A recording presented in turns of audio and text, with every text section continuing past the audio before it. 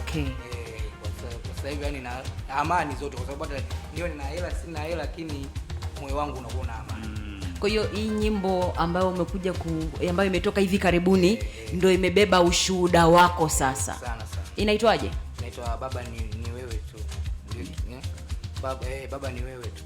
Ni wewe tu. Umeusahau tena au Ni wewe umechanganya? tu. Fanana kidogo. Okay. Ni wewe tu.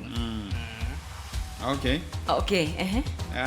Mimi nadhani tunakushukuru sana kwa sababu kuna mengi ambayo tulikuwa tunatamani kuyafahamu na baadhi umetujibia.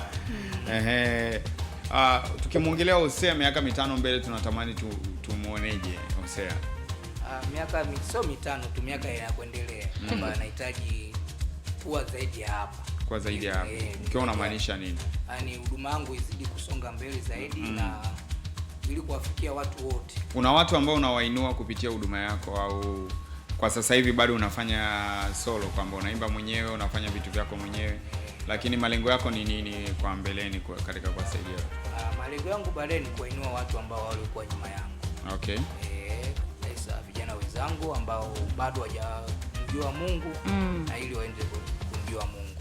Kwa hiyo ni yangu huduma yangu izidi kusonga, kwa sababu itakapopanuka na itakapozidi kuwa kubwa ndo watu nitazidi kuwainua na mimi. Okay.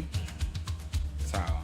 Okay, tupate kufahamu Hosea, tofauti na huduma hii ya uimbaji, kitu gani kingine ambacho unajishughulisha nacho, au ni uimbaji tu?